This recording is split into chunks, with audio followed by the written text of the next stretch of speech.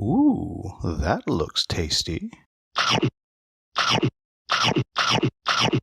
Welcome, folks, to the Hunger Gamers back with our first roundtable discussion. And today I'm joined by Josh Welgus of Chip Theory Games, Brendan Kendrick and Bernie Lynn of DeadAlive Games, Kim Breback of Good Games Publishing, and Carla Kopp of Weird Giraffe Games. And before I go any further, I do have to throw out a quick thank you to Gary Alaka from Gap Closure Games and James Hudson from Skybound Games, and Vince, pronounce this wrong, Vergione from Lucky Duck Games, who were all going to be part of this, but it just did not quite work out today. So thank you to everybody for taking a moment to be here. And what this is all about is we're talking about crowdfunding from the publisher's side of things. Because probably everybody, all of us watching and on this panel, have backed a game before. We know what it's like when we get that update, and it's always bad news. It's always a delay. It's always shipping has gone up. There was a misprint. The chips are too heavy. Something is happening, and people get frustrated. But I want to turn it on its head, and let's talk a little bit about what's happening on the other side of the table, so we as backers can be better backers and better supporters of this industry. So before I mostly turn it over to our esteemed guests, just a little bit of background on these four companies that we have and where they are now and where they've come from. And I'm going to go from the newest to the most experienced, as far as a Kickstarter goes.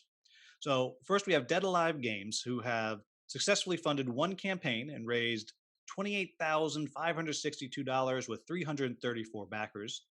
We have Good Games Publishing that has done 4 projects on Kickstarter and raised $619,252,000. Now, these are all American numbers, with a total of 13,083 backers.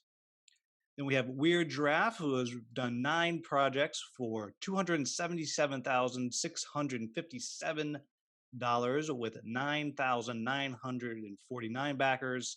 And then Chip Theory Games, which has done 12 projects for $5,175,562 with 37,992 backers.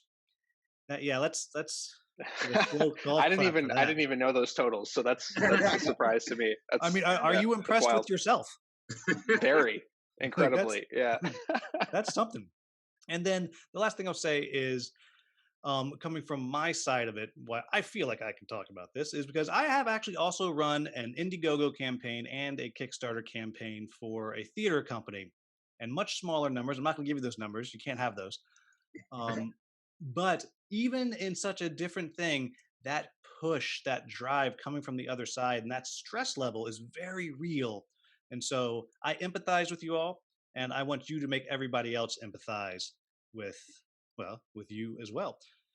And so with that, I just want to give everybody a chance to go around and just give us a quick intro to your company, who you are, what you do, what kind of games you put out.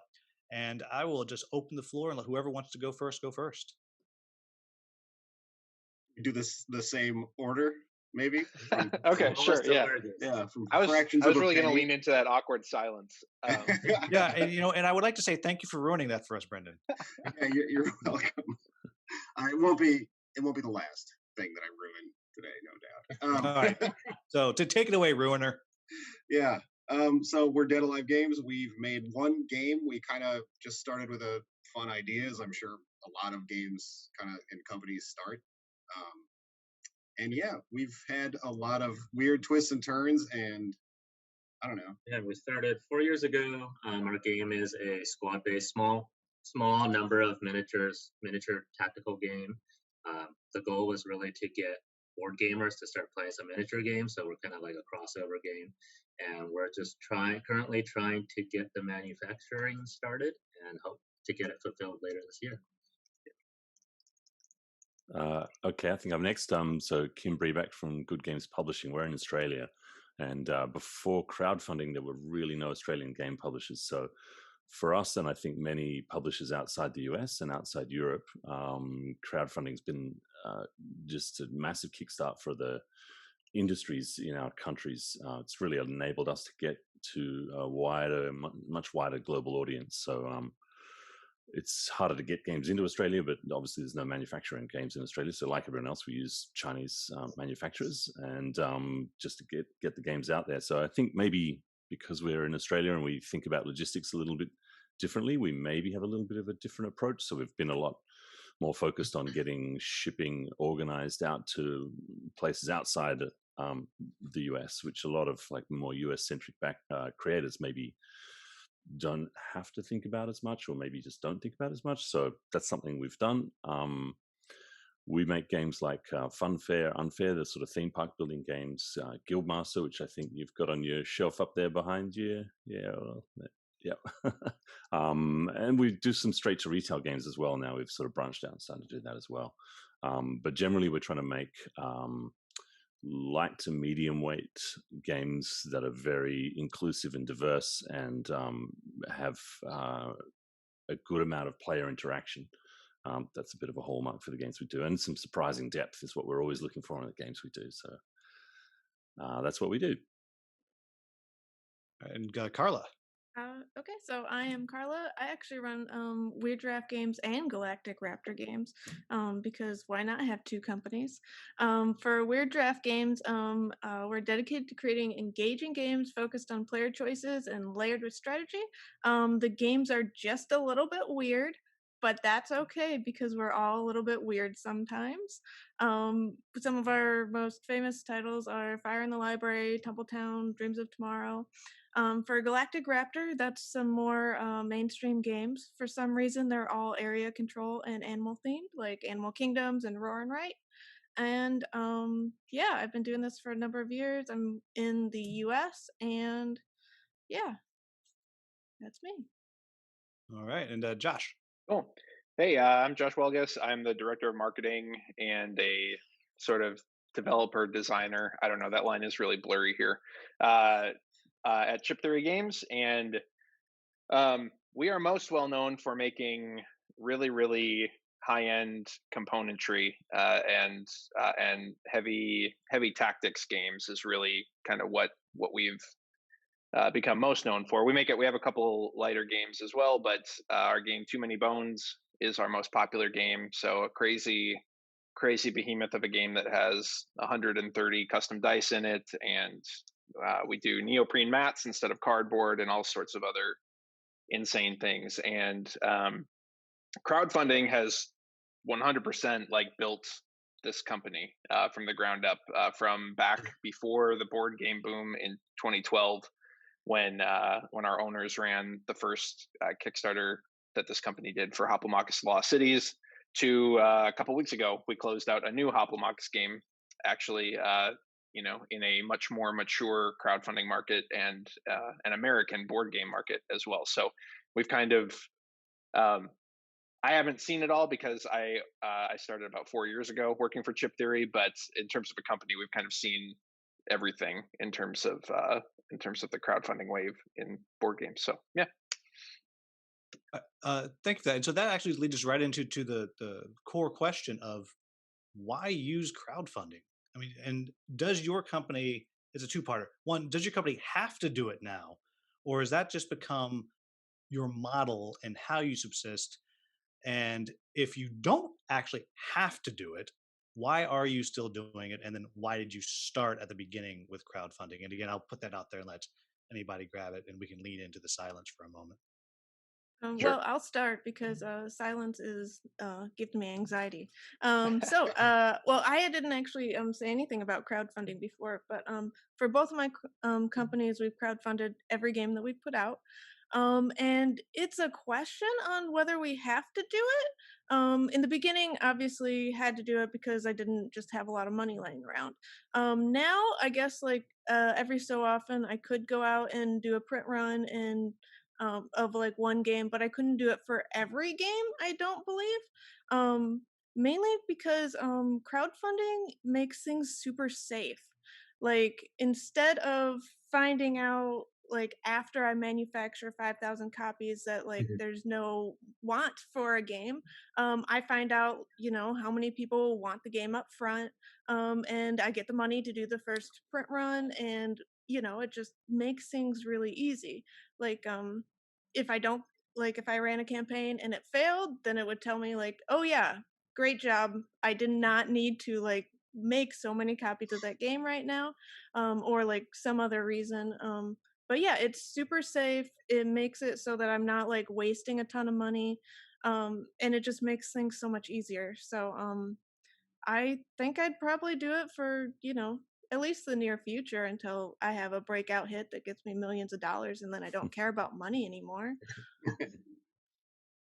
Yeah, I think we'll jump in next. On our end, since we're probably the closest to that decision of should we try to find a publisher or should we self-publish through crowdfunding, we definitely went through a lot of different panels and stuff to kind of learn the pros and cons of trying to do the speed dating with publishers and get them to publish for us or do it ourselves.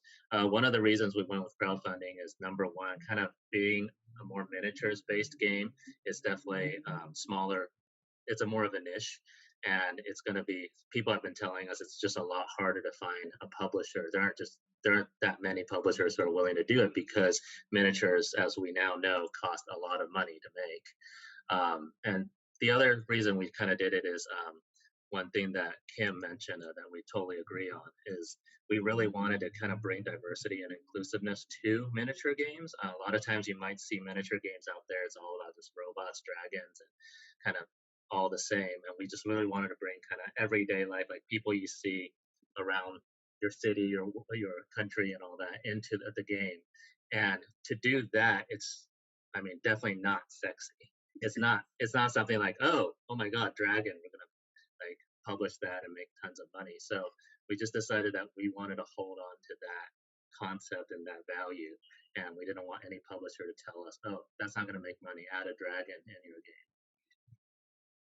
game. Also, we were joking earlier before the recording, but kind of to what Carla was saying, if we succeeded on our first campaign, we would be screwed right now. So having that sort of being able to test an idea and fail was hugely important to our ultimate success, I think, because yeah, we would have a lead weight dragging us down right now if we had actually succeeded the first time. So it's nice to get that feedback from the market, I think.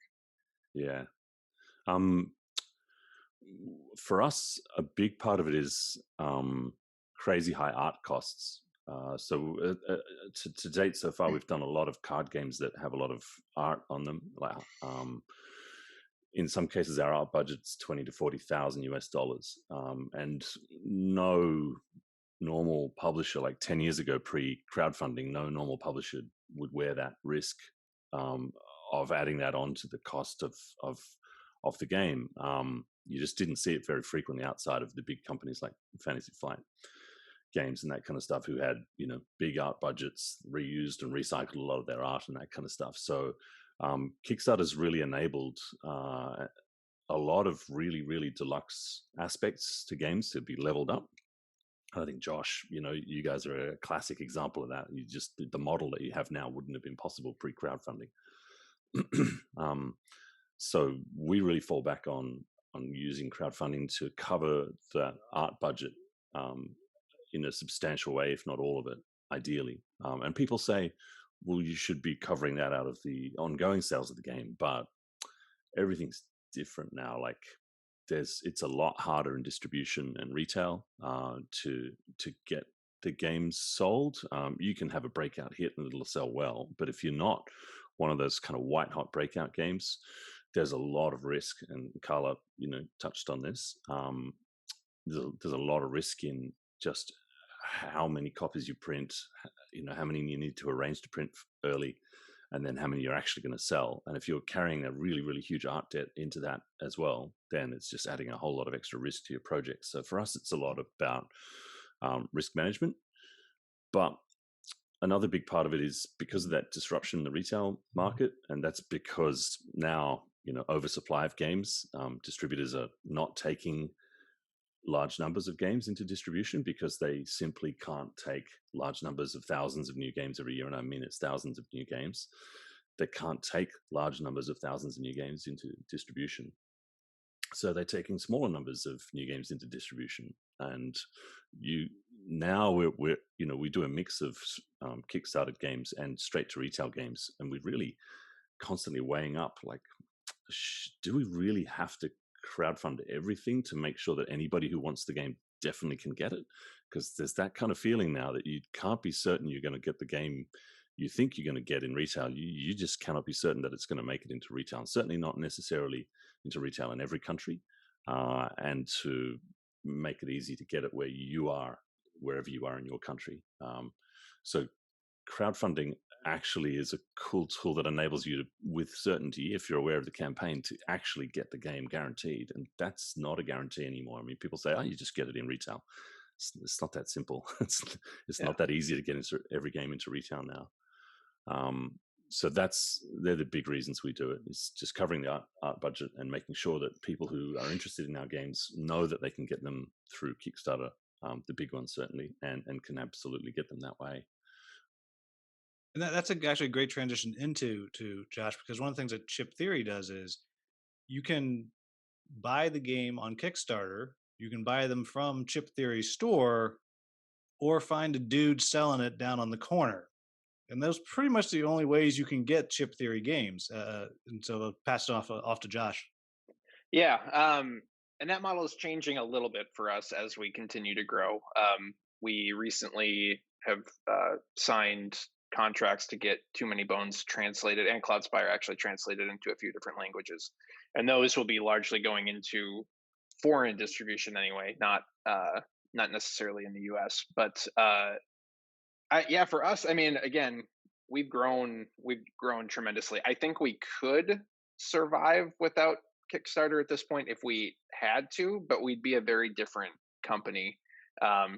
And from a, just from a total honesty standpoint, like, I don't know how many employees we'd be able to have here anymore at that point. I don't know how much of a living wage we'd be able to pay our employees anymore, and benefits and all that kind of stuff. Like, the direct to customer model and the Kickstarter model, being able to mitigate that risk, being able to, and I say this in a very self-deprecating fashion, like, being able to throw a kind of half-baked idea on a crowdfunding platform before we're quite ready to, like, totally show it off and, like, get some seed money for that to be able to continue developing it. That's a huge thing for us. Like, if you go back and look at our burn cycle, and Cloudspire, and even Too Many Bones, Too Many Bones has become this mega hit for us. But if you go back and look at the original Kickstarter campaign, it looks nothing like the actual product that we released. It changed dramatically throughout the course of the campaign and development, and that's really, we lean into crowdfunding in that way. And I think we're fortunate that we have such a strong built-in audience to be able to do that. I know not everybody can do that anymore, but we try to use Kickstarter as much as we can still, the way that Kickstarter was originally meant to be used, or whatever. Like, a lot of people now, it has to be, and I get why, it has to be a glorified pre-order, and that's really all it is for us. Like, honestly, burn cycle, looking at where it was last November when we threw it on Kickstarter compared to where it is now, it's probably 80% a different game than what we even funded. And so that's a big deal for us in a company that really puts a high value on doing crazy stuff in our box and throwing stuff that nobody expects into our games and that kind of thing. The being able to get that initial investment from Kickstarter allows us to continue to do that model because, again, it's just a massive amount of risk mitigation, which is great. And then obviously the margins on really overproduced board games. I mean, margins on board games already are terrible, but margins on overproduced games are even worse often. And so being able to sell directly to customer and skip the middleman, skip the retail market, is a huge part of the way we're able to make the ridiculous crap that we make. So yeah, I don't know. Can I ask a question, that should Josh? be the Chip Theory motto. Chip Theory Games, ridiculous crap. It's kind of, I mean, we sold a pop-up book on April Fool's Day. So we're just, we, at the end of the day, we want to be able to just keep making the stuff that we think is really, really fun and really cool. And there's a million different business models that can allow that, but crowdfunding makes it really, really, really possible in a really, unique way, and it allows you to build a community along the way and have a different level of respect, I think, for your customers, a different level of connection with your customers, and they get to know you as people a little bit, which I think is really interesting. I think if you were to talk to a majority of Chip Theory customers, they would know like the names of people like myself, the Carlsons, Shannon, our rules expert who helps out a lot on BGG, and I don't think that's the case with a lot of companies who don't do crowdfunding. It's just a game that came out and they have no idea anybody who was involved, and I think that's a cool and unique aspect of it. Of course, it can also be a challenging part of it, but yeah.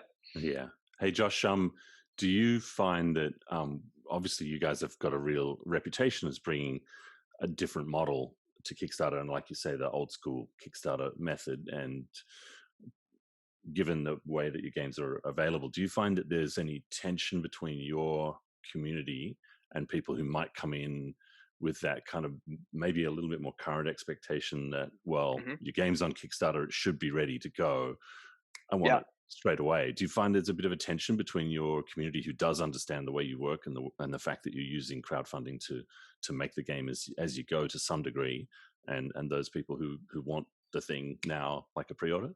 Yeah, that's a great question. I mean, and I would say two things. One, we would love for our games to be further along than they are before we put them on Kickstarter. Um, However, again, like sometimes you just need that investment into the company if you want to remain like in a good financial position as a company. So sometimes we run a campaign when we do because, I mean, frankly, we need an infusion of cash to keep on trucking. But absolutely, yes. And in fact, after Too Many Bones, we ran the Cloudspire campaign. Too Many Bones had been tremendously well received. Like everybody was waiting for our hot sophomore follow-up album, even though it wasn't actually our sophomore release, but that's what it felt like because Too Many Bones was the game that like made us who we were. And we had everybody who trusted us from the Too Many Bones campaign, and then we had another subset that went like massively toxic in the comments and just like were convinced that we were running a scam and that we didn't know how the game actually worked, and which certain parts of it we didn't. So that wasn't, I mean, like they were half right. And then even on Burn Cycle too, we had some art that we thought was going to be finished, but didn't end up. Our artist schedule didn't end up working out in the right way, and so people were complaining about the art, even though it wasn't final. And we kept telling him it's going to look a lot better than this. And we were filming gameplay videos during the campaign instead of before the campaign, and it absolutely affects the funding total for one thing. I mean, you can look at Burn Cycle and it underperformed by Chip Theory's big box standards now. And then, yeah, in the community, it's like, yeah, people who come in from the outside who have never backed a game, they're like, wait, this is the premium board game company. This looks unfinished. And then you have our old people who are like, it is unfinished, you idiot. Like, let them work on it. Yeah. It sounds so familiar. So familiar. I don't think that's a unique experience. Like I think there is this tension between people who get that model and people who just want they just can't understand how things can possibly go wrong, and that's I'm glad we're doing this today. Nothing goes wrong. Yeah. Nothing ever goes wrong. And not if you plan for it properly. We're going to circle back around to those kind of questions in a little bit, but just kind of the last kind of broad question before we get into the fun stories that I'm sure you all have, the fun, painful stories.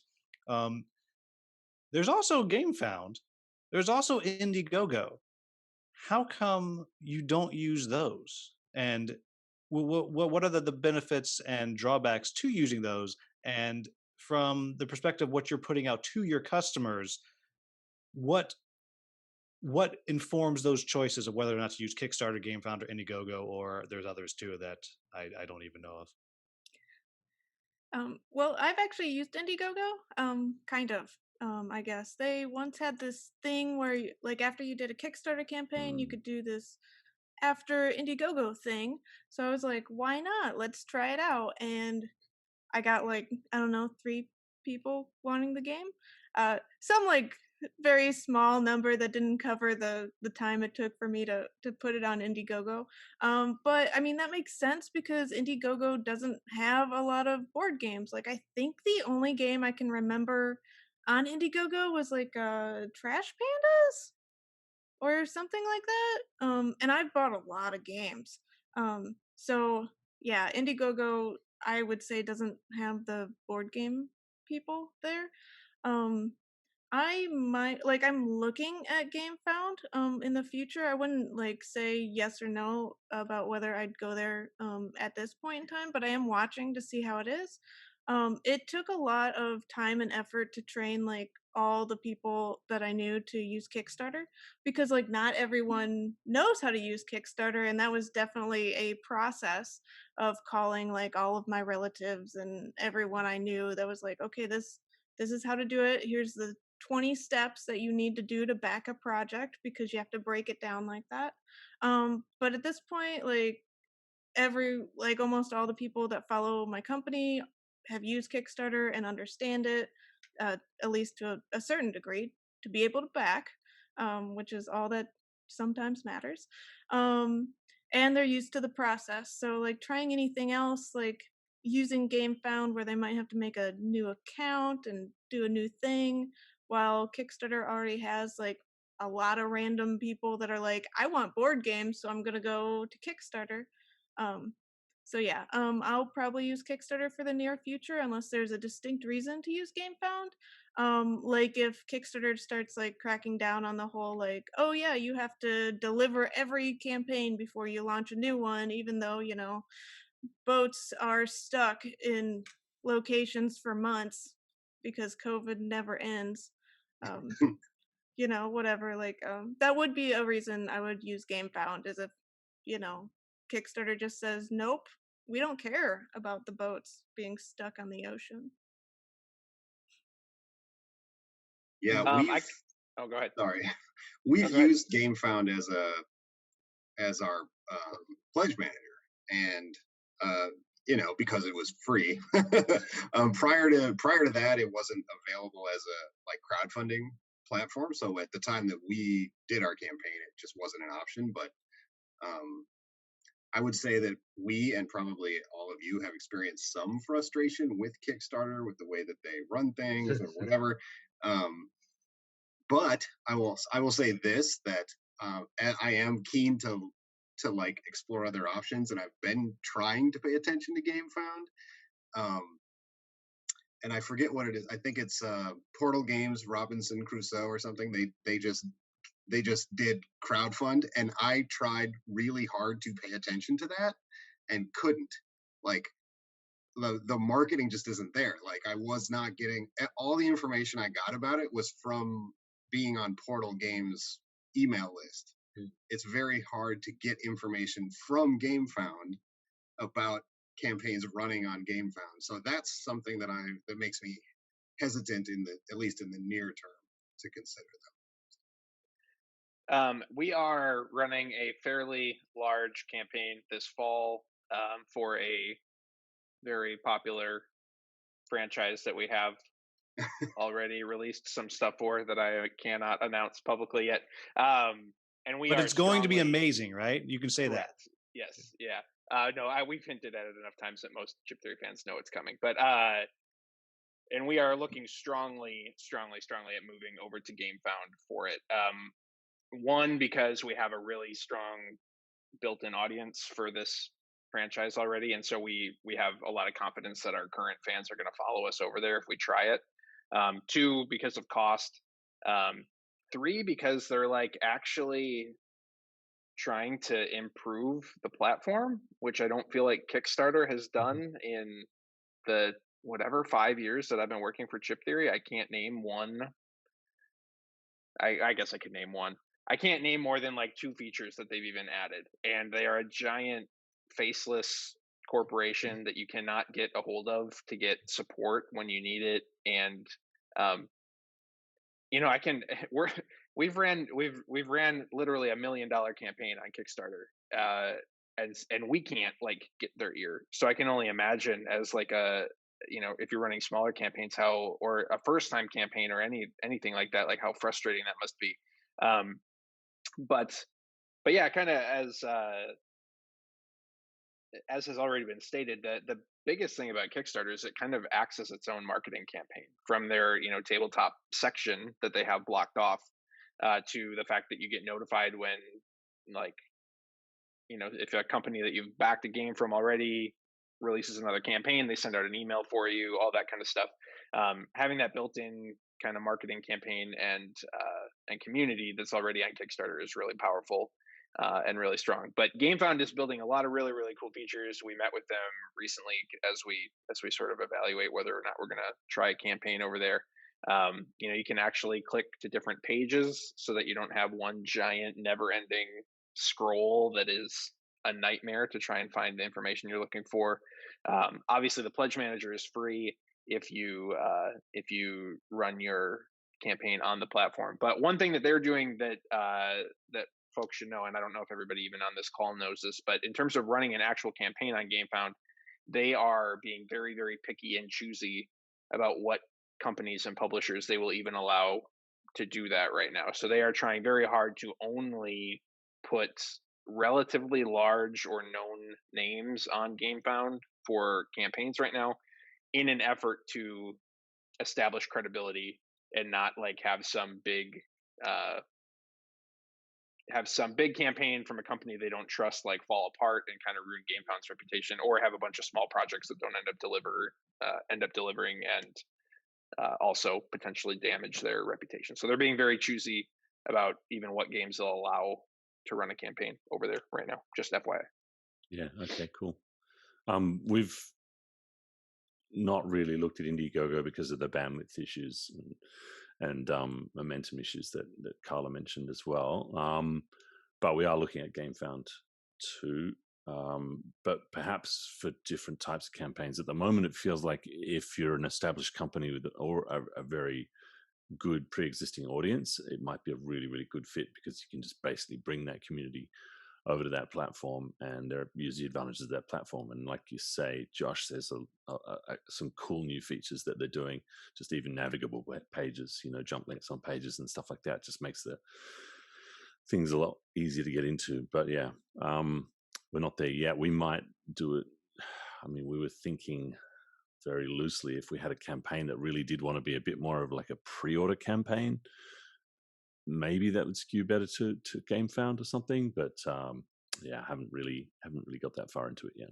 But it's hard to challenge Kickstarter's obviously massive community, and the browser backers that you do find on Kickstarter, they still do exist. I think maybe 4 years ago, people talked about browser backing a lot more. I don't think that happens. It's not as big a part of the community anymore, but it still is part of it. People just sort of maybe having a bit of a poke around Kickstarter and stumbling across stuff. And I'm just not as convinced GameFound's community size is big enough yet to have that factor buffing your campaign up a bit more. But I might be wrong. Great. So let's jump into the down and dirty behind crowdfunding. So for the two people who don't know, when there's a Kickstarter, there's a funding goal.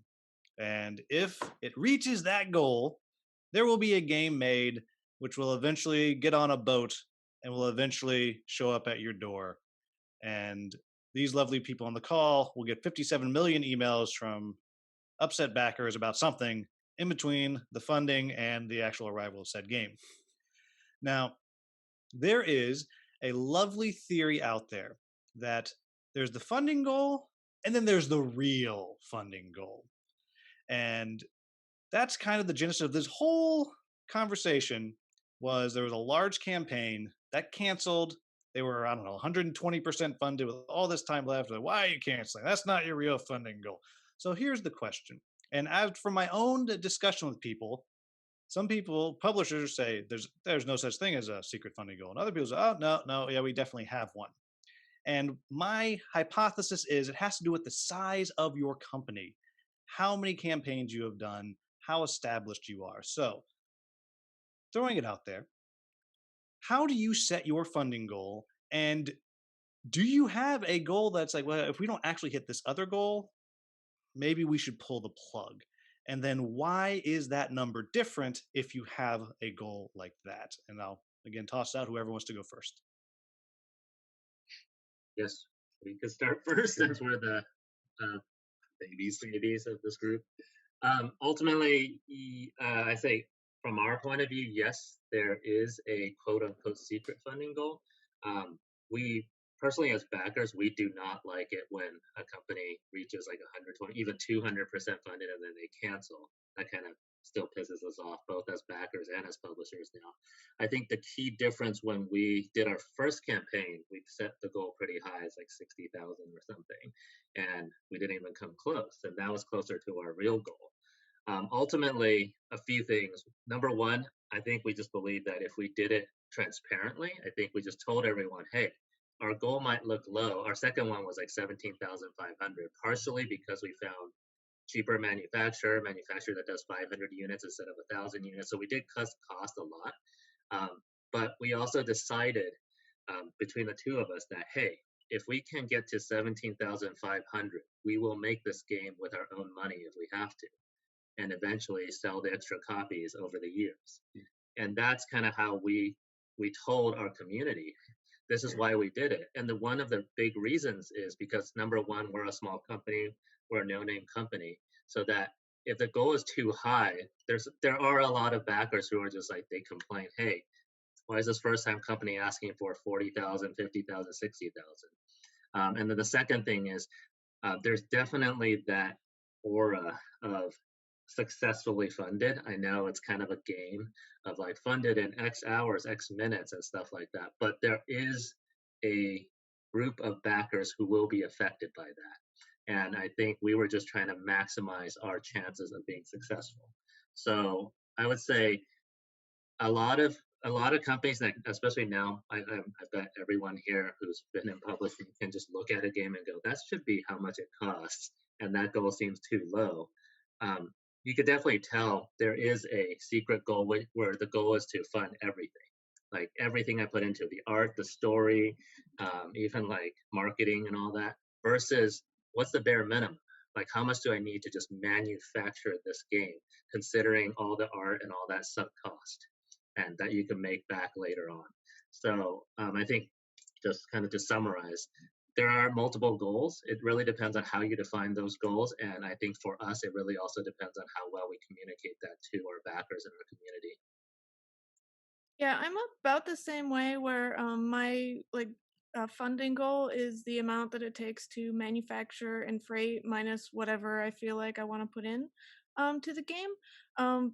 Mainly because like I can break even later on and that's fine, but like running a Kickstarter is so stressful and it takes so much time and energy and like there's so much leading up to it. Like it takes a lot of effort and like money to have like 10 reviews come out on launch day.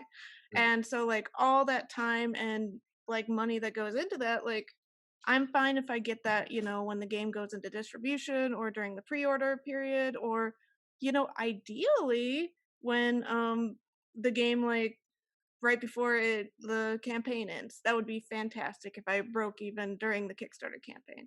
But like I don't want to waste all that like art money and everything else I've put in so far to like wait to break even, and do all the Kickstarter over again. So yeah, my funding goals are, they don't include the art or any of the like advertising money or any of that that's already been spent. But that's again like because I choose to do so and I don't need to be paid for my time until some later date. Yeah, we don't really have a specific secret goal, but the goals that every single Kickstarter creator sets is, it's variable based on how they're running their show. And yeah, I mean, if you see a goal that's kind of close to $10,000, that's not the goal that is realistic in terms of any even small Kickstarters cost more than $10,000 to get out there. I mean, the printing budget for the print run alone is going to be more than that most of the time, almost all the time. So yeah, it's a bit of an unfortunate situation. The whole Kickstarter ecosystem's kind of churned itself into a kind of focused expectation set, and backers have come along with that, and they'll see many campaigns funded with a goal of 10,000 and expect those kind of day one stretch goals to start kicking in. And those expectations are probably the primary cause of stress on Kickstarter creators. I would assume. I mean, I think that's probably the biggest reason Jamie Stegmaier left Kickstarter is that Scythe campaign where he wanted to sort of space out stretch goals into daily reveals, and everyone's like, no, you got $700,000 on day one, where are our 50 stretch goals? There's various ways you can try and do things, and Kickstarter creators have all sorts of approaches to that, and there's no one way. That's the key thing. Kickstarter allows you to do, or any crowdfunding allows you to do all sorts of different models, and that's a thing I think backers can sometimes forget, because they think that the last 3 campaigns that they saw that did it a certain way is normal and structured and official, that's the way you should do it, and it's just not the case. So we tend to try and cover off the big art spend, as I mentioned before, but we also try and run our campaigns pretty collaboratively with our designers. So some of our designers are getting an extra cut out of the Kickstarter profits that we make for the backer proportion, but we're also printing a bigger print run for retail as well, and we tend to print another 1 to 3 times what we got in Kickstarter backers as retail copies as well. And the Kickstarter funds are not meant to cover any of that except for some big proportion of the art, which if we had to recover from retail alone would increase the price of the games outside of the price point that people would be happy to pay for at retail. So in many cases, we're using Kickstarter to fund the art that then enables the game to compete punch above its weight in retail for its price point. So if you look at something like Guildmaster, it's $50 US, but I think if we were just to bring that out straight to retail, that would have to be more like $70 US to cover off all the art. And so we're using that to really try and make competitive retail friendly games. So we have a quite specific approach to that in high art, rich art, deluxe big box games. There's sort of $50 price point that are really, really good value when you look at it from a retail standpoint. But yeah, there's no specific secret goal for us. We're going to probably, we have not come close to canceling a campaign, and we're probably always, if we've spent $10, $20, $30,000 on art, we're going to make that game one way or another. And I think most people here would probably be in the same case. If you've got a certain amount of sunk costs, you have to go through and make that money back somehow. Yeah, I'd echo a lot of what Kim said. We don't know what our games are going to cost us to manufacture. I mean, like, we have a rough idea in our spreadsheet, like when we go to Kickstarter with it. But again, our games evolve so much throughout development and post campaign that, the number we put up is like, yeah, I mean, like it is a little bit of smoke and mirrors and a little bit of like, yeah, we want people to see that it's successful on day one, and that helps bring in more backers, and that's just human psychology and sales. And it's kind of dumb, but it is a thing. I think what a lot of backers don't understand, especially for younger companies, is that one of the absolute most terrifying places to be is an average campaign, or like a slightly above average campaign. Like there's this weird middle ground, and it's almost like making just enough to jump into that next tax bracket by about $2, where suddenly the government's going to take way more money from you, but you're not really making any more money, so the raise that you got at work ends up immaterial. There's a range for that, and again, depending on the size of the game and the size of the company, that place can be different. But there is a place where you make enough that you need to do a larger print run. You need to have one additional container that like ships from China potentially, or from wherever you're manufacturing your games. You need to hire a customer service person now potentially to like handle all the emails and tickets that might come in. You need to think way harder about component replacements and that kind of thing. And because of the funding number, because people don't understand the economics at play and how little money there is in the board game industry, your expectations in the meantime have been heightened for all your customers. Like all of that is happening, and all of a sudden your customers don't view you as the little good guy company anymore. They view you as like, no, you're a super successful company, and now we expect like these dozen things from you.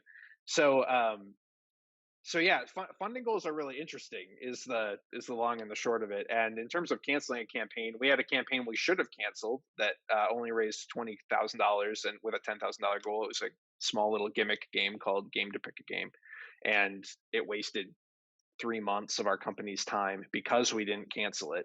It funded, but like we never I have no idea how much money we ended up losing on that game in the long term when you count the overhead associated with it. But yeah, then there's the PR hit, and I don't know if that PR hit is worth it or not. You'd have to ask that of a company who has canceled a campaign and then come back and or canceled a successfully funded campaign, I would say, and see coming back how that was received.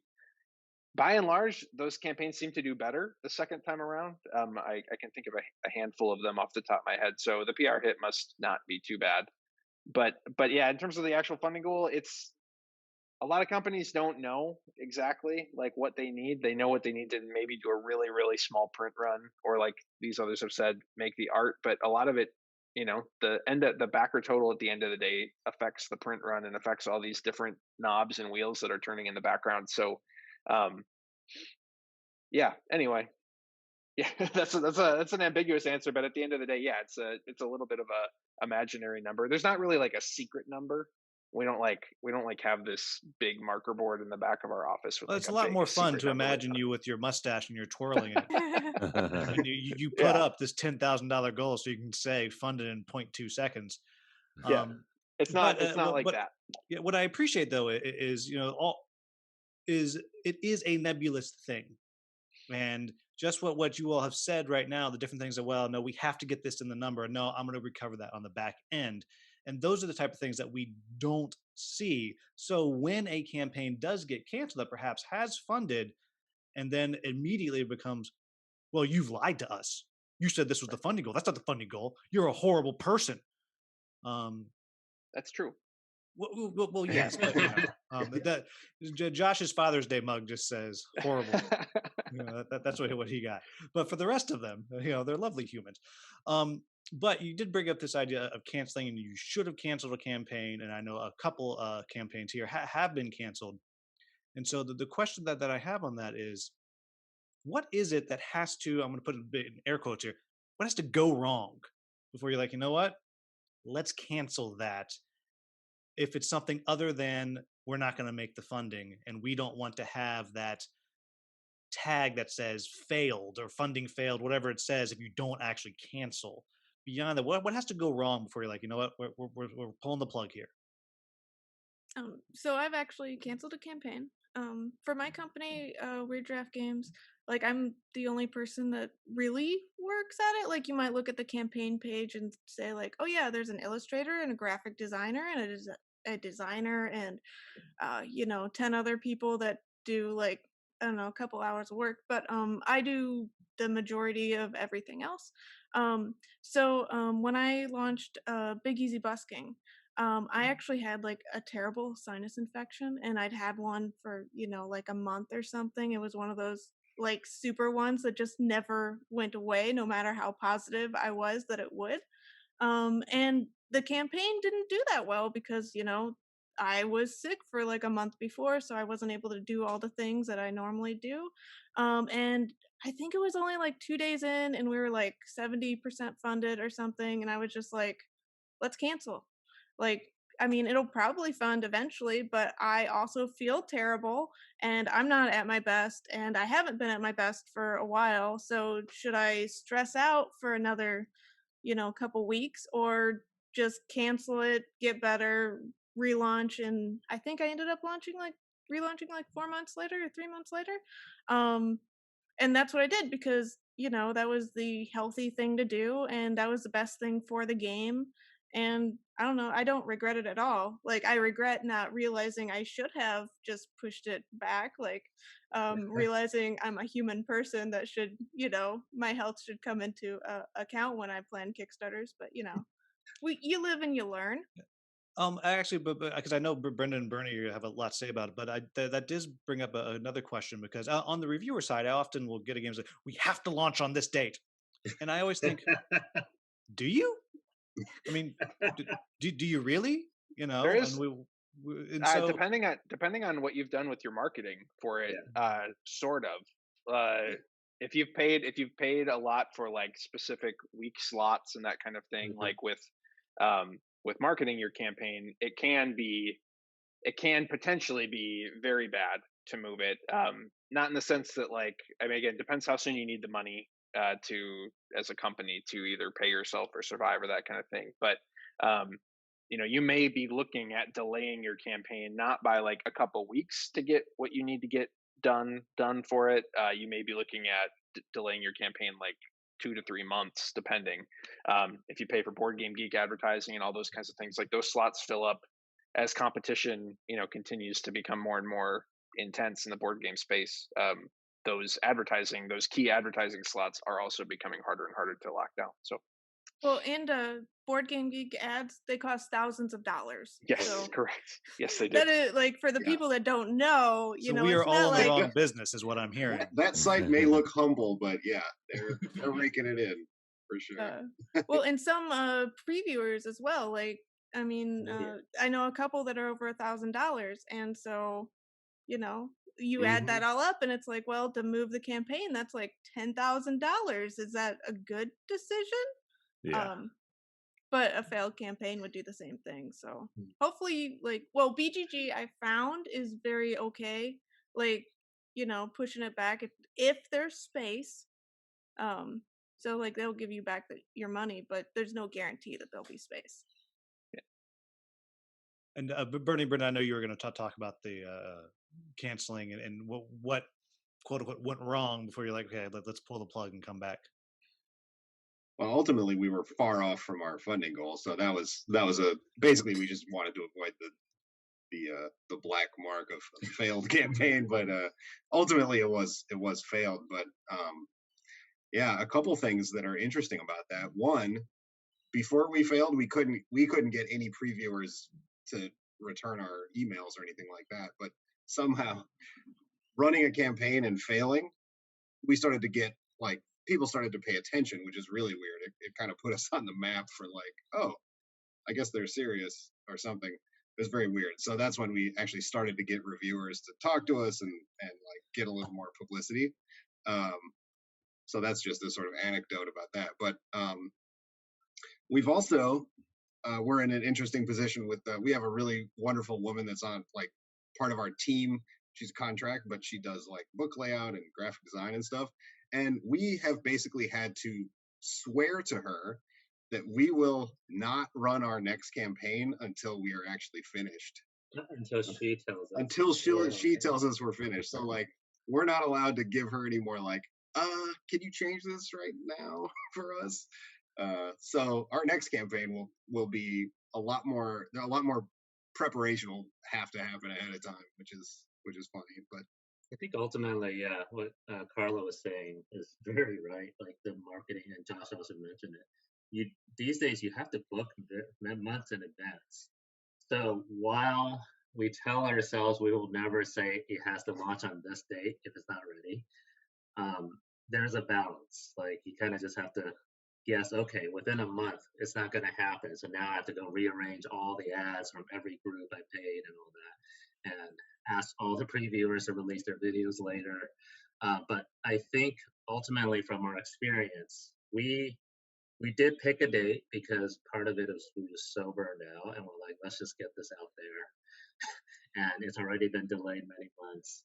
But I think now, we just know a little more that we can like balance that and go, okay, we're really not ready. Let's just wait a little and take that hit. First campaign too. Like if you think you're ready, you're probably not. Like if you haven't done it yet, you're probably not ready. You can never really be ready, right? Yeah, I think that's a key thing that a lot of backers don't understand. When we talk about backers, it's not all backers ever, right? There's so many different flavors of backers who understand different aspects of how the projects run and that kind of stuff. And I really would encourage people to get away from sort of monocultural thinking about how the Kickstarter community is, because it's really actually filled with diverse expectations. You just hear the angry ones loudest, but that doesn't mean they're the most numeric.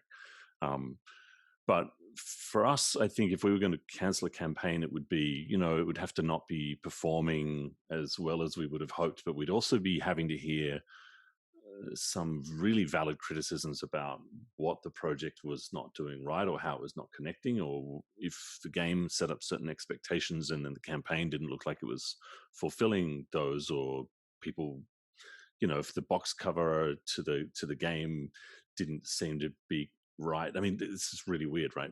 Our first campaign was a tactical dexterity game called Monstrous, and it was, you throw cards, throwing monsters down at Greek locations from Greek mythology. And I got backers who received their game and said, "What? This is a dexterity game?"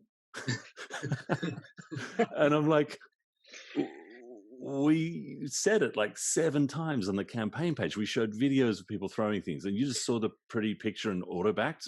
That's not our fault, dudes. Come on. How can you be disappointed with that? But there was that moment that you went back and checked that page, didn't you? No, I knew. I did all the videos. I knew. But yeah, we would have to hear that there was some major disconnect. And I think, there's been a few cancellations recently where people have said that it's been a big factor in why they've cancelled, is they've learned that backer expectations of what the game was just wasn't really being met in the campaign, and that was a part of the reason for installing. So it wasn't just the numbers that was the reason for the cancellation, that the numbers were a reflection of a deeper problem about why the game wasn't working. And in some cases, it might be the price point that the game's being pitched at, for the experience that it's promising, that may not connect right. And people have to go back and revisit it and find ways to do it cheaper, or add more experience to meet the price point, or something like that. So I'm sure there's a lot of those kind of reasons that we'd look at if things weren't going well and we were hearing the same notes being struck again and again in backer feedback on a campaign. We'd listen to that. Josh, I'd love to hear you speak a little bit to the idea of the not meeting backer expectation, because Chip Theory supporters got some expectations. I mean, that they are huge. Yeah. And then just recently, I'll think about Burn Cycle, which was so very much different than Too Many Bones or Hoplomachus or Cloudspire in many different ways. What kind of a feedback were you getting from the backers who were like, this isn't what we want? And then how do you manage that and then perhaps leverage that into success? Yeah. And I would say the same for my answer to the canceling the project question was going to be, and this is going to sound like the dumbest, most elementary thing ever, but like, we make games that we intend to sell for a long time, right? Like, duh. But also, like, again, I go back to Game to Pick a Game, and it was this goofy, like, kind of a gag game that, like, I don't think Chip Theory had any business making, because it's not the type of game that deserved a premium deluxe experience or whatever. But internally we thought it was so funny and it was going to go viral and like whatever, and it just failed. What we realized very early in that campaign was that, like, yeah, this isn't for our market.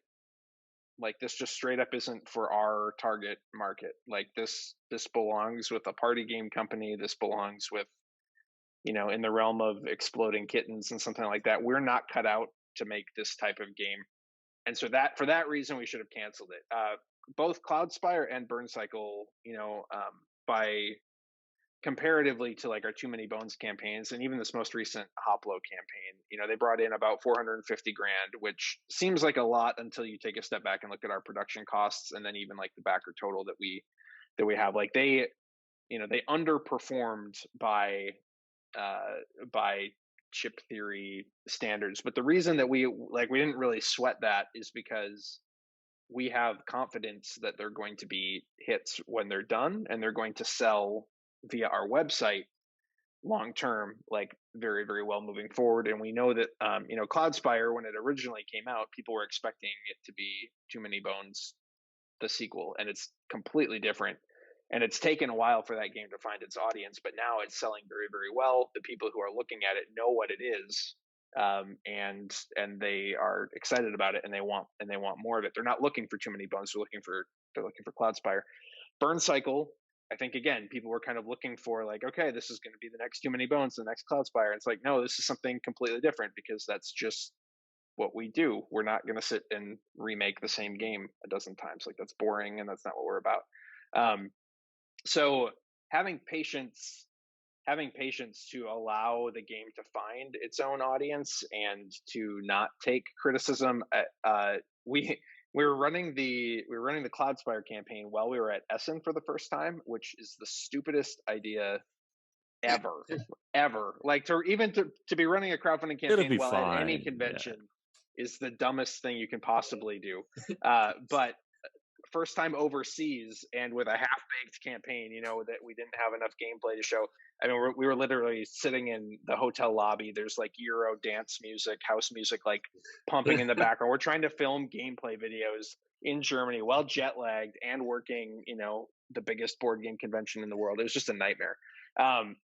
I became incredibly jaded and cynical and convinced that Chip Theory was on the brink of failure because of like the loud dissenting voices in the comments and the way that the campaign just like was kind of going toxic. We bled out money for a couple days instead of taking in money and that kind of thing.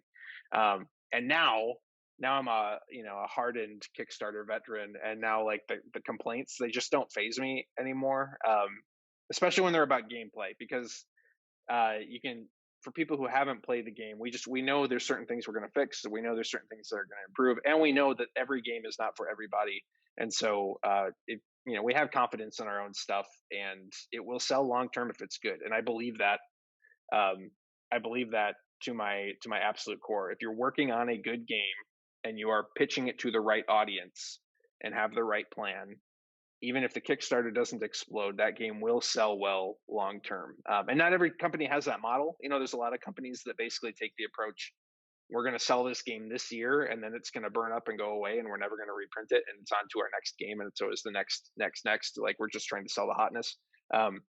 Chip Theory's internal model, anyway, is that we want every game we make to sell very well for years to come, and that's why we produce them in this max level of overproduction, because we believe that they're going to be on people's shelves for many, many years. So yeah, I don't know if I answered your question very well or not, but that's what we're doing. So even if you didn't, we got the story about your dance music, your Euro dance party, and everybody's close your eyes for a moment and just imagine Josh just sitting there getting the beat. You can find, I think the videos are still on our YouTube channel, actually, if you go back and look the early Cloudspire gameplay videos. I don't think I've been smart enough to delete them yet, but yeah, that was hell on earth. It was awful. Yeah, the playlist is called Josh's Mistakes, I believe.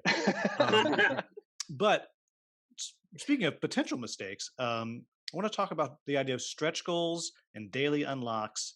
And boy, because I think almost everybody has mentioned stretch goals so far as we've been talking, and those backers being excited and saying, I need more stretch goals. And in the past couple of years, more and more companies have been going over to a daily unlock or a weekly unlock. And so my question, the next one is, which ones do you do, if you do them at all? Because there's still a few diehard companies out there that says, nope, this is the game. I'm not adding anything to it. This is done. This is what you're getting. Give me your money. And then others are like, we'll even kind of pull back a little bit, perhaps. The cynical would say, you would put this in the game anyway. You're just pulling these cards out so you can, push us to raise a little more money. Then you're going to throw in the card, which you would do anyway. So I'd love to hear your thoughts on stretch goals, daily unlocks. What do you do? And if you've changed from one to another, why did you make that change? And again, let's start with Kim. Kim's always taking the second seat here. Okay, stretch goals. Love them. Sort of don't love them at the same time. I do wish I had. Yeah, the first game we ran, we only had one stretch goal, and that was like a alternative art version of the expansion for the game. That's the only time I've been brave enough to run a campaign without a trail of stretch goals. And I learned in that how important stretch goals are for giving the community around your game something to talk about, something to buzz about, and keep the comments really positive, right? We keep coming back to backers buzzing about the game. Angry people are much more likely to talk in comments than people who are happy. So you have to motivate the happy people to stay engaged. Otherwise, the campaign looks like it's filled with toxic shitheads. And that's not going to be the case, right? I mean, there's still people backing your game. Everybody can't be angry with you. So stretch goals are a part of just keeping a really positive narrative about the game and keeping people excited and focused on cool extra details that you can add in. I do think they're really cool. We have a particular approach where we don't want people who buy our games in retail to get a lesser version of the game than the Kickstarter backers got. And that's becoming, I think, increasingly rare. But we have a really retail centric sensibility. We want to create really great games using crowdfunding, but we want those games to be great. Kind of like you said, Josh, and your model allows you to do this.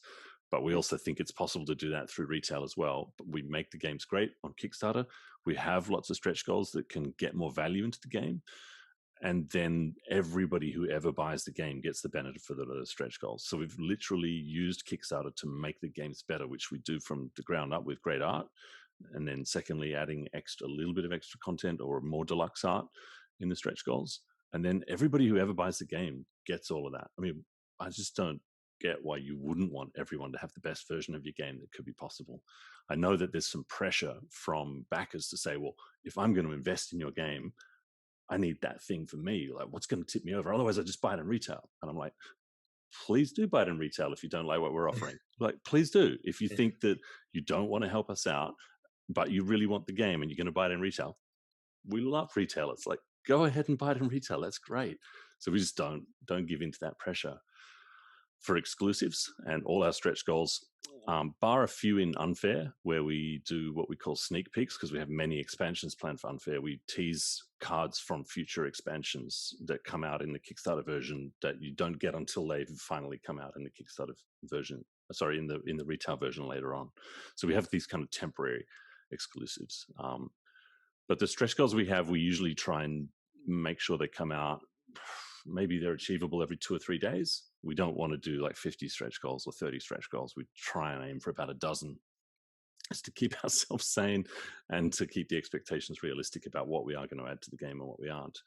But, sometimes it'll be some extra cards that are not critical to the game that we have been testing. We did that in Guildmaster, for example. We added a bunch of new characters in pairs or quadruples. But we also did other things like the big screens that you've got, the player screens in Guildmaster, the original version. They were the same art, just colored differently. So you had 4 different buildings as your player screens. And then we got Andy Bosley to do completely new art for each of the player screens as a big stretch goal. And I'm so glad that we got the Kickstarter funding to be able to do that, because the game is literally more engaging and more immersive because of that.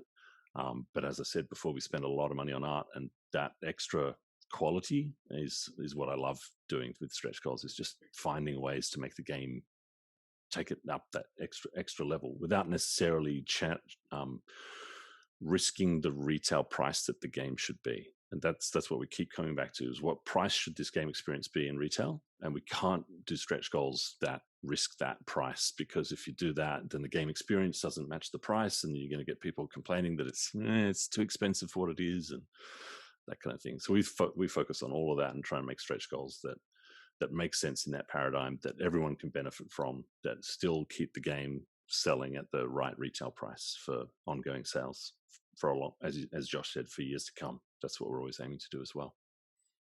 Carla, how does a Weird Giraffe handle stretch goals? About the same way. Almost all my stretch goals are either more art or like better quality. I rarely do like anything else. We tend to do mini expansions though, which is like a small separate content for the back, like as a prize for the backers, like thanks for backing it. But we never do like exclusives because I don't want anyone to feel left out. That makes people angry as well. And these mini expansions are great for taking to Gamma and just giving to retailers. Like, I have a policy where if a retailer wants a mini expansion, they can just email me, fill out a form, and I'll mail it to them. I like to make the retailers feel great. In addition to the backers feeling great. It's just the people that, like the very few backer or non-backers, that get angry that they don't want to buy it on Amazon or from a retailer or something. But there's very few of those people. So yeah, like I think I agree with a lot that Kim said. I do think like daily things would be like a lot of stress. That feels like just a lot of work to handle. And I do the same thing where I try to like choose stretch goals that come out like every, I don't know, 2 to 4 days. So like you get people that come back and are really excited, but like it's not every day or like any like large amount of work, hopefully. Um, because there's some people that are just very angry around random things. Like for instance, I had somebody that was very angry when I did a stretch goal for the deluxe version of a game where one of the little meeples was going to be a raptor. And it was for a game called Animal Kingdoms. And he was very passionate that dinosaurs were not animals. Every day he would comment about how dinosaurs were not animals. So having the other people that were happy about the raptors that you didn't even need to buy if you didn't want, um, you know, having those people come back and be like, "Oh yeah, I'm so excited about dinosaurs." And the twist on that was we didn't hit that stretch goal, so that guy came back and he's like, "You know what? I really, after all this, I want those raptors, even though we didn't meet the goal." So. And I hope you said, "I'm going to make one for everybody, and you can't have one."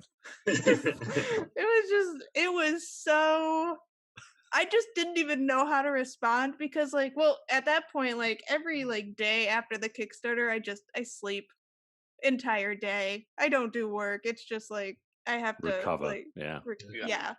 And then like I was like between naps where I read that and I was like, oh great, this guy. After all that. Every day. So many days and he would also like respond to other people to tell them that they're dumb and dinosaurs aren't animals. I'm pretty sure dinosaurs are animals, but whatever. Just extinct ones. Yeah. And I'm willing to bet that five of you are immediately having flashbacks of that one guy or gal on one of your campaigns. Like they're there, and you're thinking, "Oh," which I want to do a quick little shift, and before I come back and get to DeadAlive and Chip Theory's thoughts on stretch goals versus daily unlocks, of kind of that moment that Carla is talking about, where someone is just in there like a dog with a bone in the comments telling you what you're doing is wrong, when it's about stretch goals or let us give you more stuff, and they're telling you that you're giving them more stuff is wrong. And just kind of your thoughts of how do you deal with that in those moments. Then we'll swing back around to finish the question because it's a fun topic. My response to that is my philosophy. I try as best as I can, and you can't always take this approach because sometimes it just gets so outlandish that you just have to kind of tell somebody off. But I try to kill our backers with kindness, no matter what, no matter how angry, no matter how disappointed, no matter how ridiculous or obnoxious. I just try to respond in a really, really generous and kind and compassionate way, and that often looks like me writing an angry response, deleting it, and coming back 15 minutes later with a more professional PR response. But that again, like the thing about toxicity in comments is it can get out of hand in a hurry, and people can start to pile on and that kind of thing. So I have found that the best way to diffuse it is with just like endless positivity. And if you engage with your backers in that in that way, usually your super fans will also start responding in kind and start defending you and start like kind of handling those people for you, and then you don't have to stress about it so much. So that's how I approach it. Yeah, like that's my favorite part. Like even though there's that one guy per campaign, like I'm nice enough that like the other backers will be like, "Hey, dinosaurs are cool. Like back off." It's so great when somebody else like says the things I wish I could, but like obviously I can't because I run a campaign, and if you did, like they would go insane if you ever said anything slightly offensive or mean. Yeah, we've taken the approach that we just try and respond with detailed facts. There's always going to be reasons for stuff, and like I said before, there's no end of variety of backers with different expectations that all think that every other backer is exactly like them, and it's just completely wrong. So we just talk about that. I mean, even in our campaign page, we'll say we don't do exclusive stretch goals, and here's why. And I just point them back to that, say, it's right there. You didn't have to back and then find out, and that kind of stuff. So we did have one guy that was just clearly had some agenda on one of our Kickstarter campaigns, and we did a bit of digging, and it was very hard to find out who he was, but we did find out that he kept banging on about, I can't believe you're not doing exclusives. Why are we here? Why are we all here? Everybody was trying to get up like a little revolution in our Kickstarter comments, like get people to band together to demand exclusives, because why back if there aren't exclusives? And a lot of people they've told you they're not doing exclusives. We all love that approach. Just get out of here. But we found out that he was actually an online seller for a small company that only sells Kickstarter games with exclusives, and that's how he makes his money. And that's why he was banging on about it. And we just shut him down. And but only through stating facts. We've said we're not doing it. We're not doing it. Go away. If you're not happy, don't back us. And people can only respect that in the end.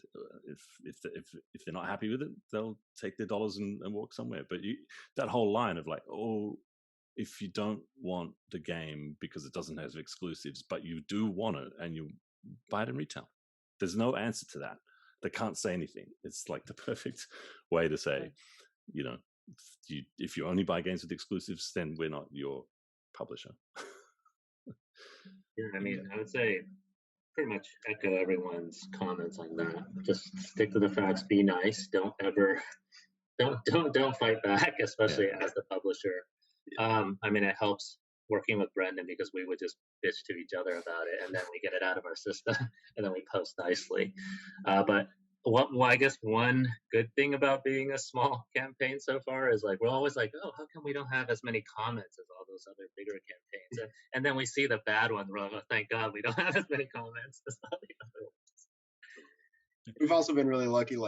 We've had awesome backers that have usually stepped in to make comments before we even have time to respond. So special thank you to those people. Those are the real heroes, right? They are real heroes. And there are usually, many of them, and people who are really engaged. One thing we've done, because a couple of the big Kickstarters we've done have been, unfair stuff like theme park stuff. And theme parks tend to be something that people are really, really passionate about, and it's part of why they're attracted to the game, obviously. Making a theme park is cool. Who doesn't like theme parks? Maybe two people.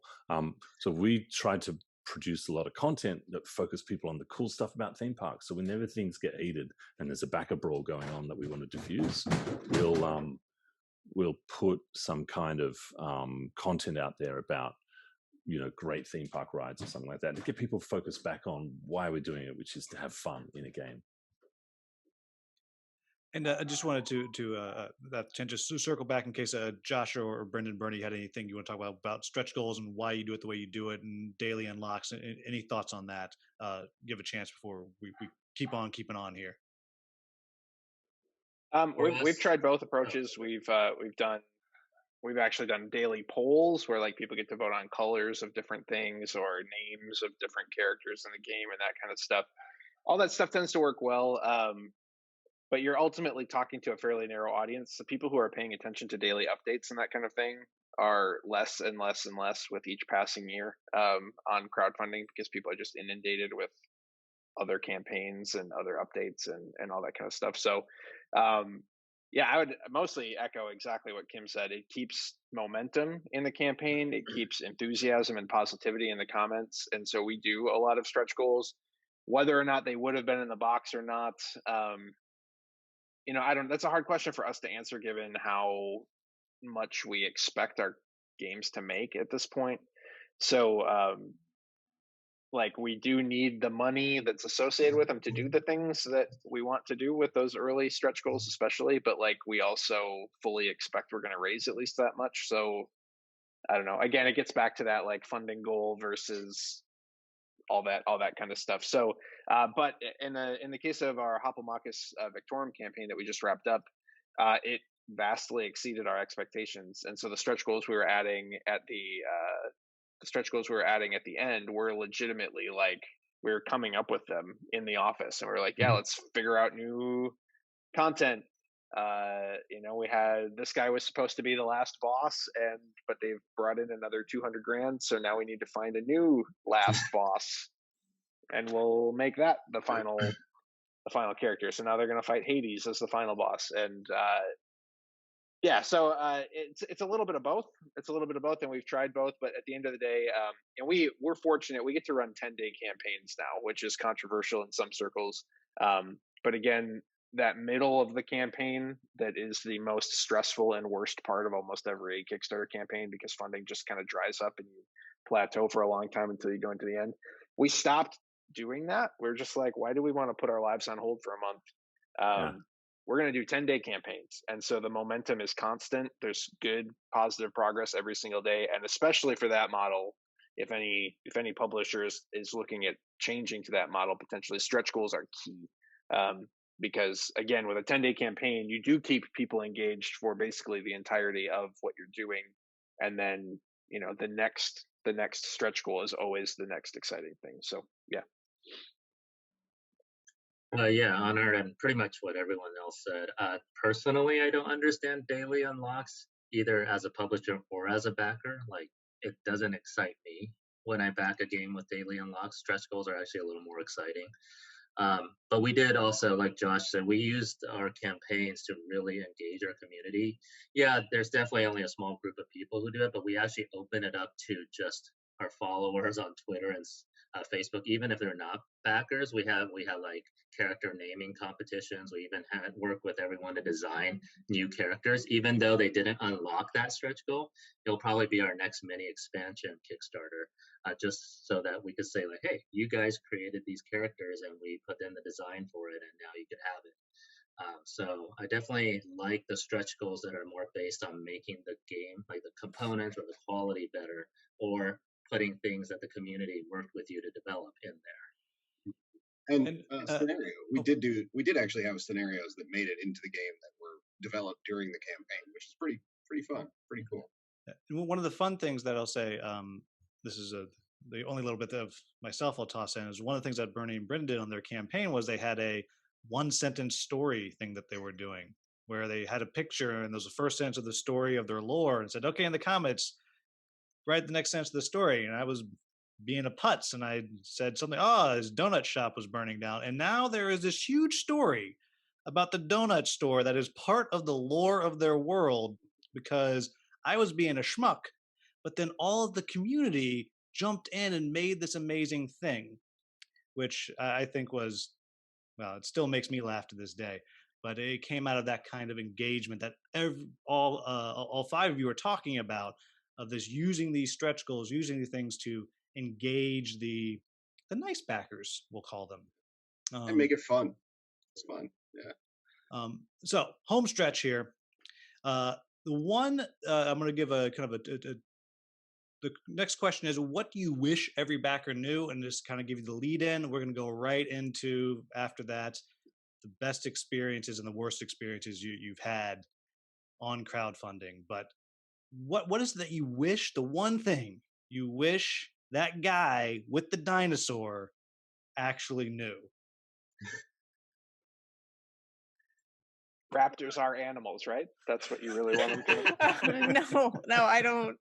If I could list all the animals that were actually animals, he'd probably like flip a lid or something. But I would say like how like running a Kickstarter isn't actually a get rich quick scheme. Like there's a lot of work and effort, and a lot of the work isn't super fun. Like figuring out freight and fulfillment and stuff like that. Like we don't do it to like get super rich or something. Most publishers are around because they love board games, not because, if we liked money, we'd go into video games. That just makes so much more sense. Or something. Let's go with Bernie. Less glamorous and fun. I mean, the real money is nowhere near gaming at all, probably. Who knows? Yeah. If I would just say backers have no idea how much work running a crowdfunding campaign is now, and I don't say that to minimize what backers are doing for publishers, because that is massively significant too. And again, speaking from the company I work for, I mean, we're asking people sometimes for $250 up front for an unproven product, and that's significant. So but also understand how significant the amount of work is that goes into these things. And again, we say this all the time. This has kind of been the whatever the metaphor that we. It's not a metaphor at all. But we always just tell backers, like, we literally put our lives on hold for the entirety of the campaign. Like, we don't see our families much at all. We're writing updates at 10, 11 o'clock at night. We're throwing together graphics like at 8 o'clock in the morning. We are calling our logistics people, calling our factories, like trying to figure out, can we do X? Our people are asking for this. Can we do it? Can we figure this out? It's insane.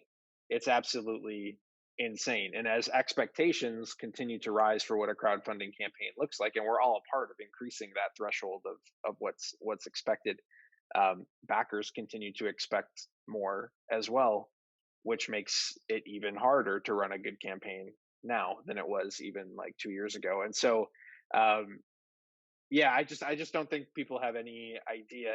I think they think it's like all buttoned up months in advance, and that we're all just kind of like sitting back and answering comments and just chilling out. And like, the stress is immense.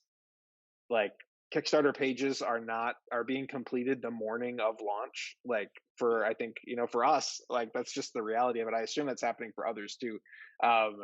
It's not this clean, polished process. It is an all hands on deck for the entirety of the campaign thing, that real people are working real long hours to make happen, and bring folks entertainment. And obviously we benefit from it, right? We get a ton of money, or hopefully get a ton of money for the work that goes into it, and it allows us to print our dreams and get these products out into the world. But there's still a very human element to the whole thing that is mentally, as Carla said. I mean, after a Kickstarter campaign, you just want to sleep for weeks and weeks and weeks, and I think that's true. Watching Chip Theory go from I was the third employee or fourth employee of Chip Theory, now to us being a larger company. Like, it's as true as ever. Even with a huge team working on this thing now, it's still just an insane amount of work. And I wish backers were more aware of that, I guess. Yeah. Kim. I've got three quick things. I said it before, not every backer is like you. Most people come in thinking I'm the way I am and people are like me, and that's not the case. The vast majority of backers are click and back and forget. They don't care if they miss an update or if whatever. So they won't care about the exact same set of things you do. Many people will, and many people won't. So just remember that there's a whole bunch of expectations, and that the things that you want are not the things that everybody wants. And then and to just be kind as you're engaging with campaigns. And high five, Josh. That's all 100% true. Most companies as well have a handful of staff. Like, we've got 3. It's not a big company, and we have to run these campaigns that take up, as Josh said, like, not only the month of the Kickstarter, but in an incredible a bunch of time in the lead up to that. So by the time the Kickstarter campaign starts, you're already utterly exhausted because of the amount of work needed to get to that point.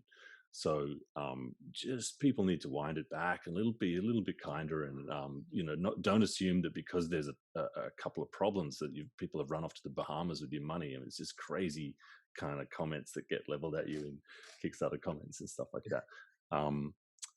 So expect things to go wrong. That's crowdfunding. They will go wrong. If they're not going wrong, then something's weird about the campaign. Like, this stuff will go wrong. The final one is the true value of every campaign is the back account, not the dollar amount. The dollar amount is smoke and mirrors. It looks like a lot of money, and people go, "Oh, you got $750,000 or $200,000 or $50,000, whatever it is." No, you really got a way smaller chunk of that than it's a tiny amount of profit out of any of those campaigns. The rest of it is all just risk and fulfillment and cost blowouts and stretch goals costing more money. There's so many factors that mean that the final monetary figure you see is not really anything. It just sounds like so much more than it really is. I always just only look at the back account with any campaign to judge how well it's done. That's the real sign of how well it's going.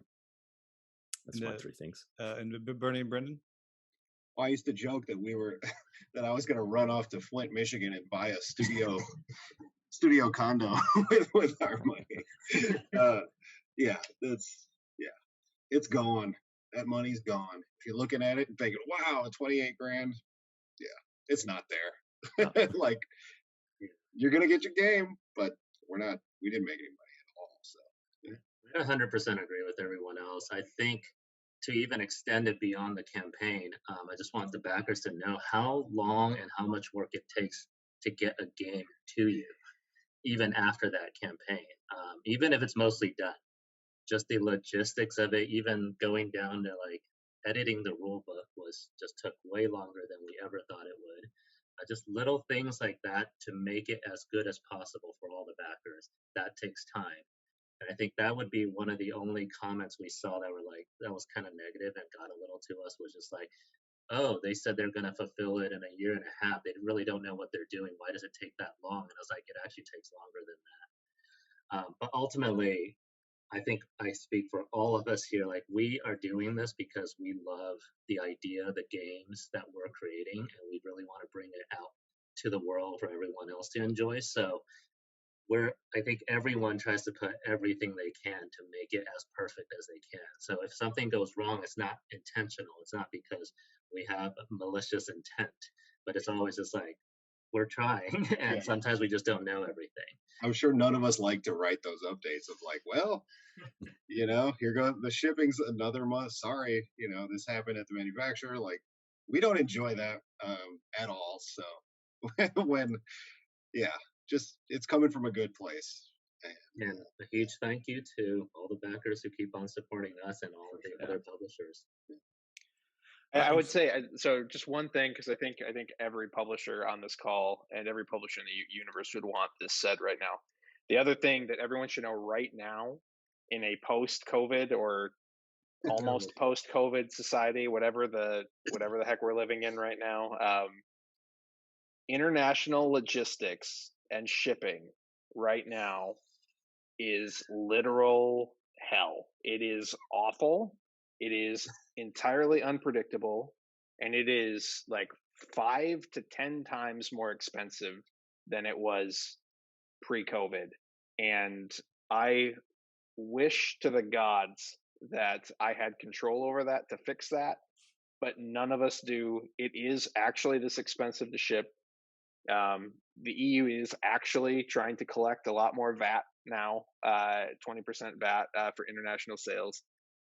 Shipping containers do legitimately cost 5 to 6 times what they used to from foreign countries and foreign manufacturers. It's insane. It is actually insane, and a lot of companies' profits, the small profits they had, are disappearing before their very eyes, and on no fault. It's not their fault. Like, these are costs that were planned in a pre-COVID universe, and then COVID has come in and made all of that awful. So every backer, like I've seen so many comments saying that, like, oh, COVID is such a convenient excuse for all these companies to delay their game or to raise the shipping costs of their game or all that thing. And it's like, because that's what you were all waiting for. You're like, if only I had a pandemic so I could delay. Yeah, exactly. People think that China started it. Oh, no. Kickstarter game creators. Yeah, exactly. Cabal of game publishers. Yeah. Well, and shipping is an interesting thing in and of itself. Just because you have companies like Cephalofair who shipped Gloomhaven worldwide for $10 and $20, and I mean, even us now, we're doing flat rate shipping. We are eating so much shipping cost to put those flat rate shipping charges on there, but it can create this impression when you go to a campaign, you see that it's $25 to $50 to ship their game to you. People are like, but Gloomhaven shipped to me for $10. It's just like That's just a number, right? Shipping's insane. Yeah, shipping is insanely expensive, and it has gotten so much worse during COVID. So much worse. Yeah. Well, and it's still like you said earlier something about like, are we post COVID? Because like shipping Right. rates, like I've been talking to people and they're like, well, maybe 2022 it'll go down. Maybe. Like there's Maybe. no guarantees that it Nope. will go down, or if it will go down all the way, or whatever. It's kind of super hard to, like, I can't estimate it. It's like Yeah. I have no Yeah. idea what will happen. None of us have any idea. Well, like, I mean, a ship got stuck in that canal. Like, Yeah. Who can predict that? like that didn't help. That hindered Right. a lot. Yeah. You could have been like Poor Asmati Games, where the container fell off the ship. Yeah. Yeah. Gosh, Yeah. I'm so glad that didn't happen. Yeah. Like, I read that and I was like, oh no, that's so horrific. Look, one thing just to add on to that is Kickstarter's got some capacity to absorb some of those extra shipping costs, because obviously you have that bigger margin.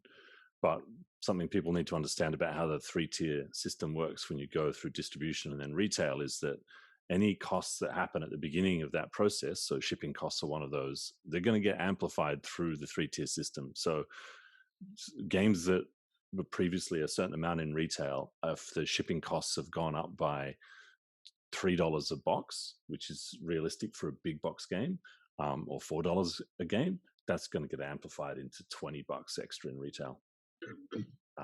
Or if people are going to have to brace themselves for this kind of shock. Kickstarters can kind of absorb that because they're going direct to some degree, or just charge that extra amount of shipping. But in retail, it's going to get multiplied 5 or 6-fold. That's going to be a huge change in 2022 as a lot of games come into retail, for especially big box games. Josh, you're probably lucky given that you go direct.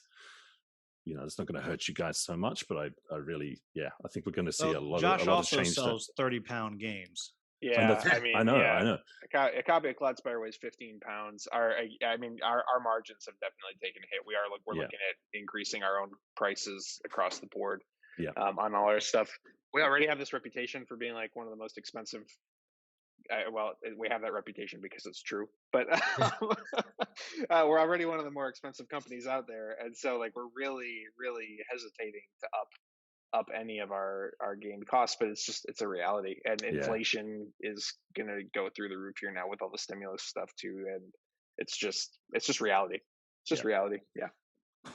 Well, to bring us back from the gloom and doom of global shipping, so just want to wrap up. To kind of go around opportunity. What is the best crowdfunding? And if you would like to also share the worst, let's take the worst first. The worst moment, best and worst moment you've had crowdfunding. Let's kind of go rapid fire around the room here, so we can kind of wrap this up. Let's start with we'll start with Carla. Sure. So I think one of the best things is when Kickstarter had the video, and I do like live streams all the time, and I got to meet like so many people and make friends, and they stick with you like through the campaigns, even though that doesn't exist anymore. But it was just so great just to be able to chat directly to backers, and they were all friendly backers, and like I know them, like they're now in my Discord and we talk every day. So that's my best story. Worst, probably like that raptor thing, but it was like multiplied by 10 for another deluxe version of a game that nobody needed to buy. It was on Big Easy Busking. It was about the same thing.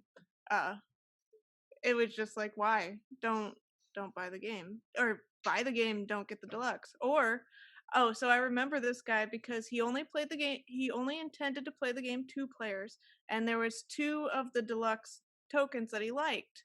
I tried to tell him, just use the ones you like, and he was not happy. He literally commented on the page like 10 times. If anyone would bring up these deluxe tokens, he would tell them that they were stupid and they should not like them.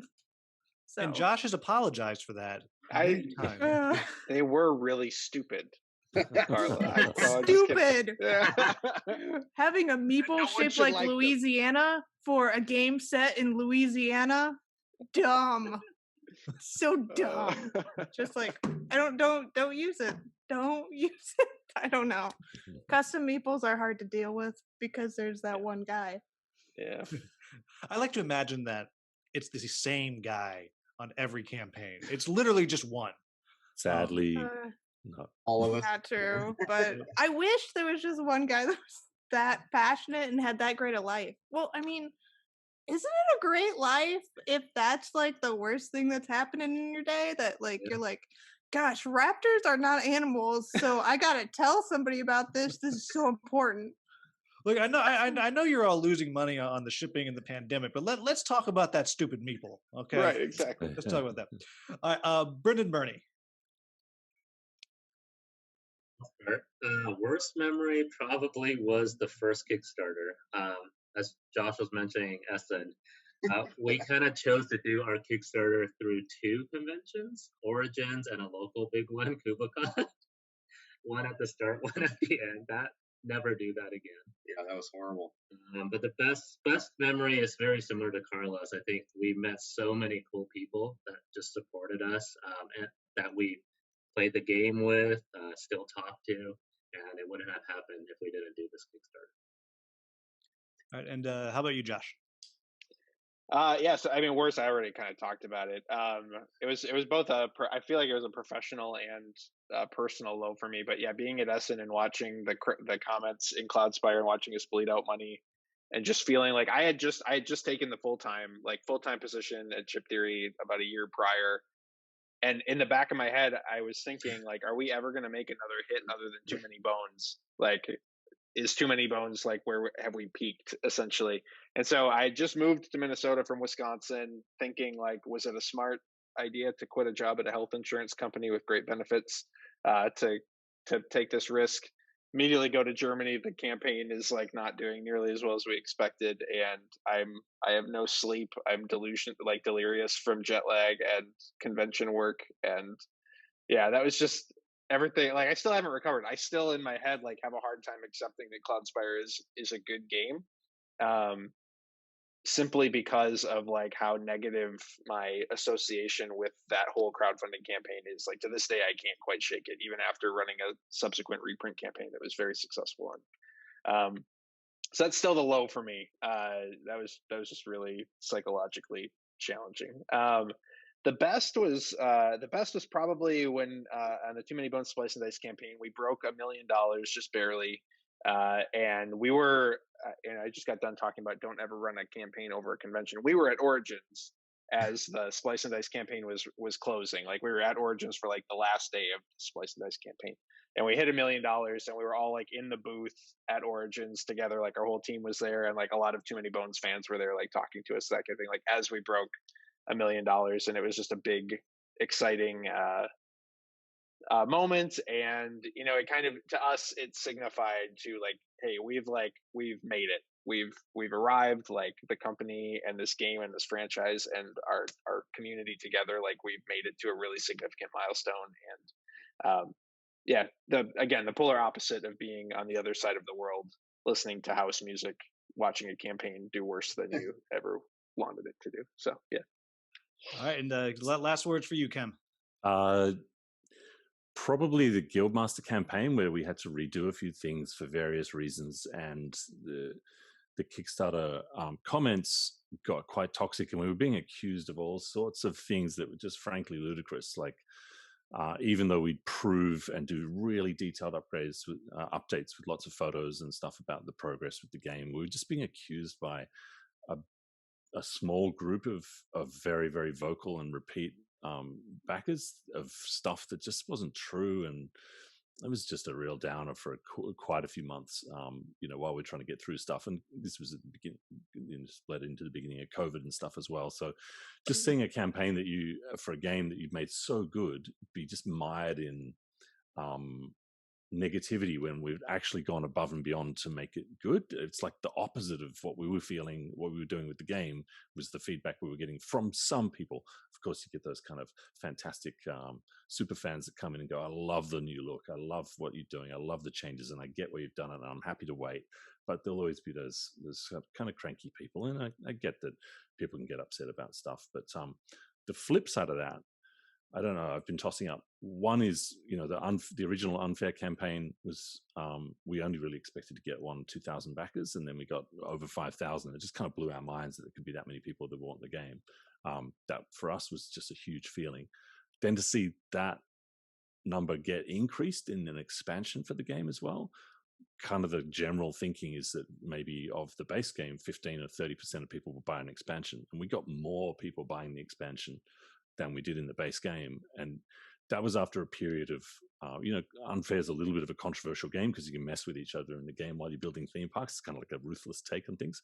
So seeing some of those kind of criticisms play out in the public, and then only to see that lots of people that love the game came back and got the expansion because they just want more of it, was just like, okay, you just can't listen to the negative voices too much, because you're always going to have fans that do love exactly what you're doing. No game's for everyone. Every game's for someone, that kind of vibe. So that was a good one. But it was one final thing, and this is going to matter to you, Will. We got one guy in the Guildmaster campaign got in touch with us, and those kind of quiet emails you get from some backer who just wants to tell you something that's personal to them. You guys would have all have had them, they'll email you directly through Kickstarter rather than say it in the comments for whatever reason. And this one guy was, look, I just want to say thank you so much for putting people from my ethnic background in your game in a non-cliched, non-tropic way. I just love that there's a diplomat that looks like me in your game, and I'm not a cliched kind of character. And I just want to say quietly here, directly to you, thank you so much for doing that me and my friends can find ourselves in your game. That actually touched me. It's a cool thing, because it's a thing we're trying to do. We don't make a song and dance about it, but the fact that we did it and that connected and that really made somebody really happy, that was just a crystallized little tiny moment in the kind of things we're trying to do with the approach to our games. That's fantastic. That does make me one of the things that I particularly loved about the game. What was that diversity and inclusion? But we've gone a bit longer than I promised on a lazy Sunday or Monday morning for Kim. So thank you all so very much for being here. People who are watching, you can find links down to all of these different companies directly to where you can buy their games down in the comments. So please go click and make purchases of all of them. Maybe just one from Josh, because that's a lot of money. So please do check that out.